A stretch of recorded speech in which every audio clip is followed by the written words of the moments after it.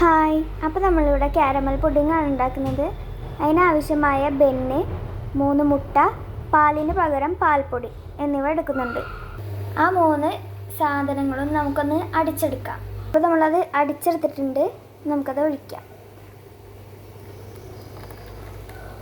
അപ്പോൾ അടുത്ത ട്രിപ്പ് നമ്മൾ പഞ്ചസാരയും കൂടി ഇട്ട് അടിച്ചെടുക്കുന്നുണ്ട് കേട്ടോ. അപ്പോൾ നമ്മളൊരു ചട്ടി അടുപ്പത്തേക്ക് വെച്ചിട്ട് കുറച്ച് പഞ്ചസാര അതിലേക്ക് ഇട്ട് കൊടുക്കണം കേട്ടോ.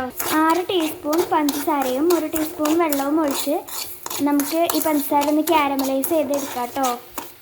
അപ്പോൾ നമ്മൾ ക്യാരമൽ ചെയ്ത് പഞ്ചസാര ടിന്നിലേക്ക് ഒഴിച്ചെടുത്തിട്ടുണ്ട് കേട്ടോ. ഇനി നമുക്ക് ആ മിക്സ് ഇതിലേക്ക് ഒഴിച്ച് കൊടുക്കാം കേട്ടോ.